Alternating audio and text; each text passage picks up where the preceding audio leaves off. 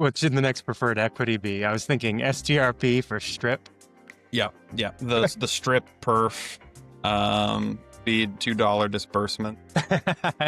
Perverted equity. Yes. Yep. No way that could go bad. No negative PR ramifications from that. Yep. Are we recording? All right.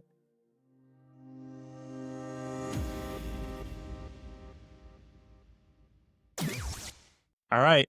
We're back at it. I've got Christian in the studio here for another rip of freshly squeezed at Treasury Orange. We're talking the major Bitcoin and Bitcoin Treasury news. Yeah. So, sorry, I need to start this correctly. Oh God! Oh no! Bitcoin below 100K. We're going down. No, okay, we're fine. I'll hold you. I'll hold you, Christian. Yeah, we're fine. Nothing changes. Moving on. Absolutely. So yeah, Bitcoin at the time of recording here hit 99K last night. Hours ago. Yep. Yeah. Yep. So how does that make you feel? Ambivalent. You're not selling your Bitcoin, I take. Nah, I don't care. No. Nope. Are you buying more Bitcoin at this price? Oh, if I had the capital throw in, if I got the notification on my phone, it went to 99K, 100%. What's stopping you at 103K? Not much. Still better getting 20% off from a month ago. So good. Can't complain. This is like pretty typical of like a historical Bitcoin bull market drawdown, right? 20%, 25% drawdowns happen. Yeah, pretty routinely. Yeah. Bitcoin's price is crashing. That's the big news here. But long story short, we're still what, 4x where it was less than 24 months ago. I mean, I think we have one God candle up away from being back to kind of our running monthly average, but I think we have a lot of pressure from the undersides. I mean, it was a truck and a half for it to get from 110 to 99. And it touches 99 and immediately goes back up. People are out there buying the dip, and I think a lot of this buying and selling is kind of happening on the margins. Until proven otherwise, we're still pretty bullish on that. So, big news in the Bitcoin Treasury space this week, all over the place. You want to start maybe with the S&P rating of MSTR. Tell our viewers where that came in case they missed it. So MSTR got categorized as a B- in terms of their safety rating. Granted, not too unfair of an estimate. We can talk about the range. Usually goes from AAA all the way down to D. So it's on the lower end of the spectrum. I don't know. They released the S&P ratings board. They released how they came to that conclusion. Yeah, they talked a little bit about it in a release that basically they're not giving credit to Bitcoin as a capital asset. I think until the S&P credit rating agency wraps its mind around how Bitcoin works as collateral, we still have a long way to go in educating the masses on Bitcoin value proposition. I think the rating of a single B might be a little overkill from S&P side. I think double B would probably be a fair estimate given the assumption that all of the preferreds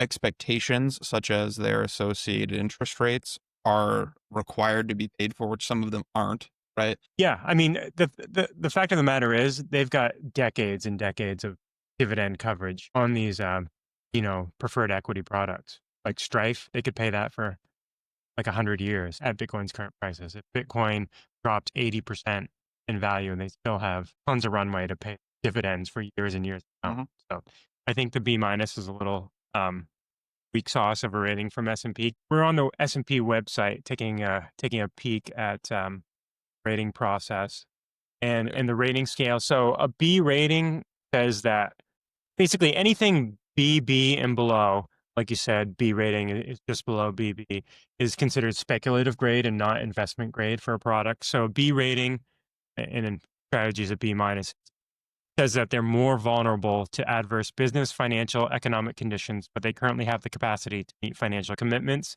But we think they definitely already belong in investment grade, right? For instance, the BBB says they have adequate capacity to meet financial commitments, but are more subject to adverse economic conditions. I think that would have been maybe a fair starting place, but we'll take what we can get. That may mean some more funds who ordinarily can't invest in an unrated product now do have some access to invest in some of these tranches of equity. I think, in addition to the variable of the coverage for the preferreds, I think part of the speculative ratings probably comes from the fact that we haven't seen regulation or standardization of the crypto space as a whole, right? So in addition to their core finance and coverage, right, there's also the question of the whole crypto market overall kind of overlaid on top of the business, right? So it's kind of like uncertainty on top of partial uncertainty. I mean, how many other pretty much strictly Bitcoin related products have they given? Right, nothing. Right. So like, I wouldn't be surprised if we're seeing low grades across the board because it's already in the quote unquote speculative space of crypto. I think that's the struggle we have, right, as Bitcoiners, is educating people who are newer to Bitcoin that Bitcoin isn't crypto. Crypto is very different. You'd mentioned you had a conversation with some Yeah. shitcoiners this week. How did that go? Yeah. What were they saying? So it started off with, I have a friend who's an investment advisor for Charles Schwab, and she mentioned how annoyed she was at people in the crypto space, right? And I said, "Oh yeah, like you tell me about that." And a third person that was in our kind of online call at the time was like, "Oh yeah, my XYZ coin. I don't remember what the coin's name was. It wasn't Ethereum. It wasn't like any of the major players. It wasn't XRP. It wasn't any of those. It was like an absolute deep cut coin, right?" I was like, "Yeah, that's down like 16% on the day." I'm like, "Oh, is like Bitcoin down? Because like most secondary cryptos follow kind of whatever Bitcoin's trend is." He's like, "Yeah, but like it's kind of like different than Bitcoin, so sometimes it like outperforms it." And I'm like, "Okay, so is it just like a multiplier on top of whatever Bitcoin daily changes?" And he's like, "No, but like kind of." Like, okay, so it probably is whatever it is times 3, right? Bitcoin goes up 2%. I bet it goes up 6% or 5%, right? Goes down, it goes down, Right. right? Yeah. I think that's par for the course with 99% of people we talk to in altcoins, right? Is they can't even really describe what their coin does or what the value prop of it is. Yep. Yep. Uh, So, I tried to explain that I viewed secondary crypto market as a penny stock equivalent. Whereas, that's generous. I'd call it a scam. well, a lot of penny stocks are scams, like straight up scams, which the shitcoiner did agree to that premise, but still is staying with the associated shitcoin. Amazing. Amazing. Fantastic. Yeah. So other big news with strategy and Strive were a couple new products that came to market. Do you want to take a stab at the new strategy preferred equity? So I actually didn't hear about it too extensively until today, but it's Stream.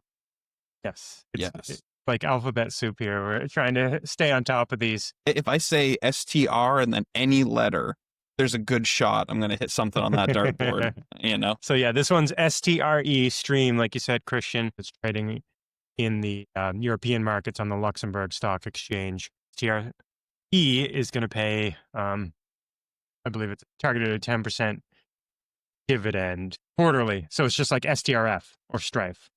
So there is Yeah, no inherent exposure to the Bitcoin market necessarily from this preferred. that's right. It's just, you're exposed to MSTR's underlying business to Mm-hmm. accumulate as much Mm-hmm. Bitcoin as possible and then return some of that capital Yeah. with less volatility, right? Yeah. That's the whole point, I think, of these preferred equities is they're raising money to purchase Bitcoin. They're taking the risk on Bitcoin price volatility and then stripping away some of that volatility. Stream is like the euro equivalent of Strife. What do you think about them doing this in other markets? So I think it's worthwhile, but effectively a high yield dividend is only so unique in those markets. What I think would be more interesting, what we've seen with a lot of different individual companies in markets, right? Shifting to a Bitcoin adjacent company, um, would be interesting to see if they could do like a strike, right? Equivalent in some of these markets that are limited in their Bitcoin exposure, right? That would allow new money into the Bitcoin space if they don't otherwise have a company to purchase, Right. if that makes sense. For sure. Yeah. Can we take a look at the capital stack on MSTR?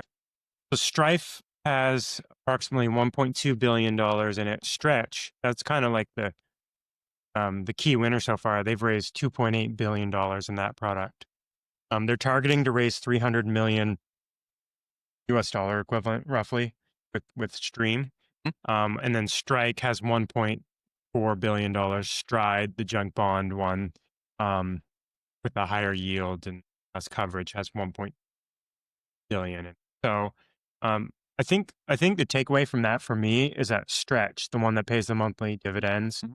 and has less volatility in the price, that one is kind of a money market killer, right? We'll talk about it with Strive's new product, the value prop of that. But I think that's a product that's going to be a win in markets. I don't know. For sure, for sure. Yeah. Yeah, I'm saying I know, the Japanese market was kind of abandoned from the Bitcoin space until the Metaplanet. Metaplanet, right, kind of came onto the scene. So I'm wondering what other secondary smaller markets outside of the US, could desire a Bitcoin Right. alternative, Right. And you think right? Strike is that product because it pays a dividend, but it also provides some upside, like a call option, embedded Well, call option. I mean, my thought, right, from Strife, through Stride, through whatever, right? All of those are simply the dividend payments, right? The only one in that stack that actually can be converted to equity Mhm. is Strike, right? And so I know there's also a lot of regulatory elements at play in terms of why, strategy like MSTR, other companies couldn't be put into some of these markets as available, right? So if they instead could release a preferred, could that somehow skate through some regulations such that it could allow Bitcoin equity? Yeah. No, that's a good point. Again, I don't know the regulations Yeah. enough. I'm sure that strategy's already on top of it. Yeah. That's a really good point. And personally, I'm a strategy investor, but I'm not invested in any preferred equities. I know a lot of strategy bulls are getting some exposure to these, but I'd rather just have more, right? Hmm. But if one of these products were something I were going to invest in, it would be one that pays a dividend plus gives me that upside potential, that perpetual call option, which is Strike, just like you said. So yeah, Yeah. I think there's Yeah. merit to that.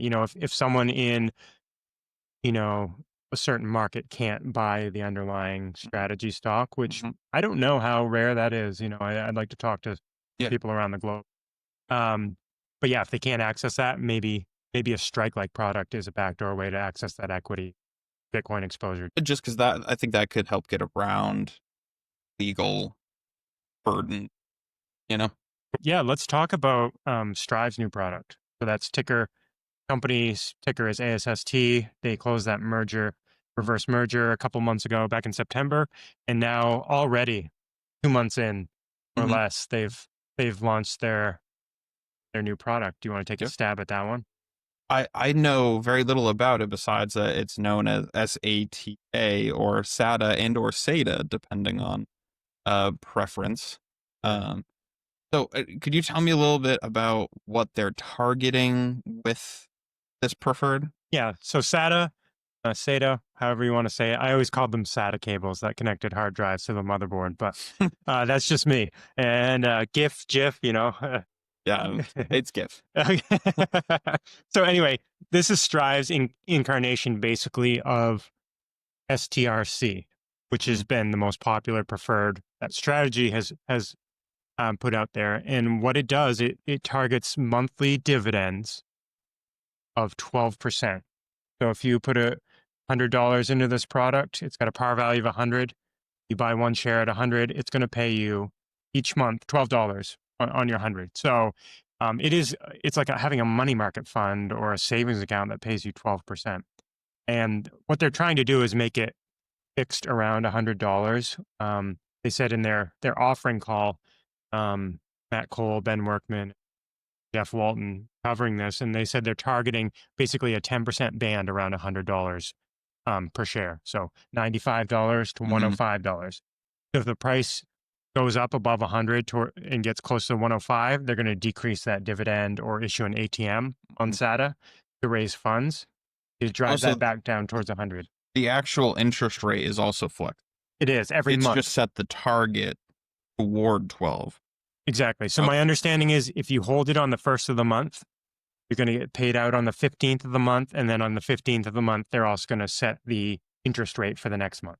So in that same vein, then, are we seeing that can Stretch also modify the interest rate? Yes. So Stretch works largely the same way, except they're targeting $99 to $101. So this gives a little more wiggle room, a little more volatility. I think to just cover their butts. But yeah, it's really interesting. They're trying to raise about $135 million initially. But once this gets onto major brokerages and even retail brokerages like Robinhood, like who's going to keep their money in a high yield savings that's getting them 4% as rates are kind of going downward. But if you could just park that money perpetually into a product like SATA. Oh, so my current question, right, is, as you said, like it's kind of adjacent to Stretch, right?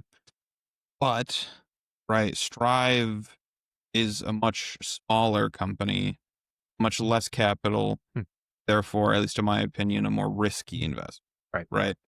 So what would drive me as a retail investor if I'm seeing SATA going to be maybe 10% based on whatever the price, right, versus Stretch at 9%? Is it just I'm playing that arbitrage? Well, I think so it's crucially it's 12% for SATA and 10.5% today on Stretch.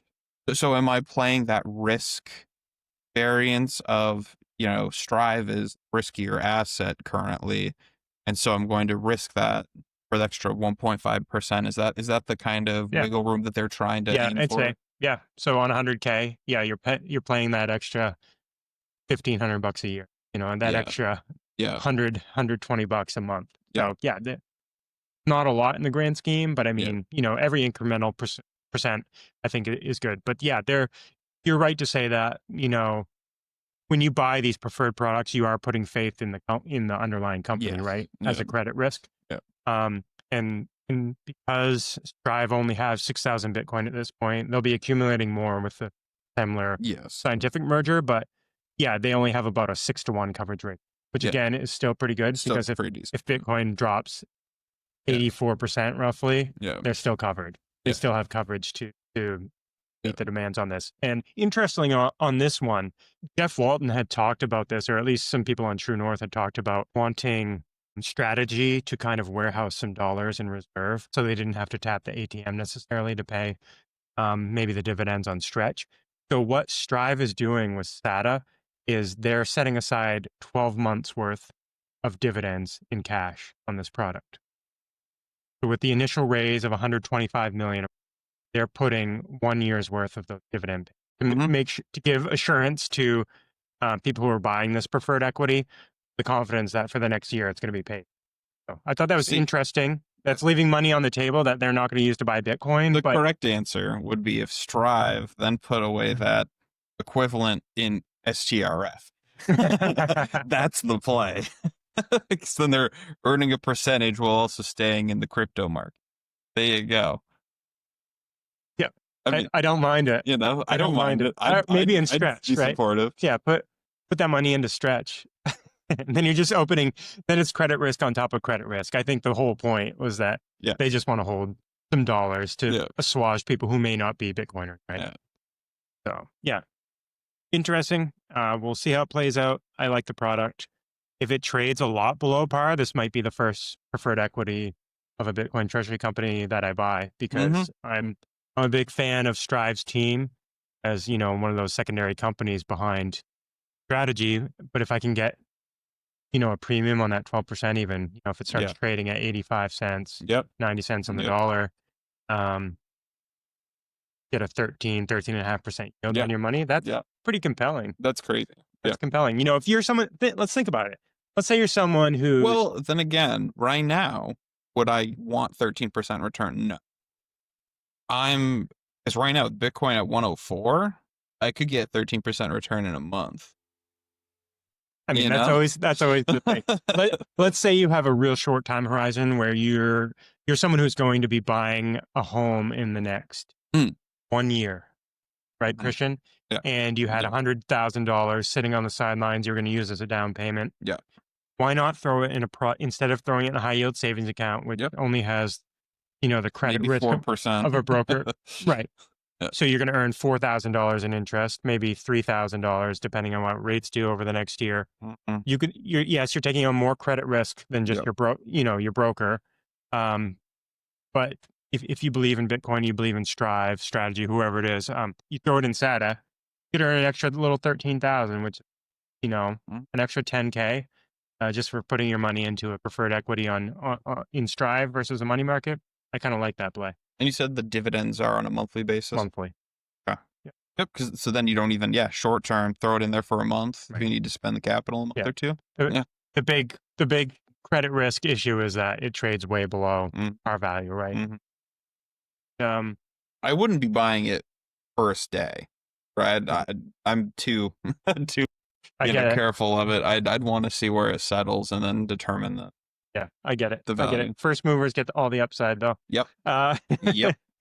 So, another note to talk about is SQNS, SQNS. That's the French Bitcoin Treasury company. This week they sold 1,000 Bitcoin because they're trading quite a bit below. They're trading some 25% below their net asset value, and they sold 1,000 Bitcoin. They just had 3,000 Bitcoin on their balance sheet, and they sold that to pay down half of their convertible debt. Mhm. So they went from their convertible debt, I believe, was at 55% of their net asset value of the Bitcoin on their Mhm. balance sheet. So they got down to about 40% with this total debt versus their Bitcoin. Wait, they sold this week? Yeah. Talk about like shooting yourself in the foot. Yeah. I don't know what price they got out at, but yeah.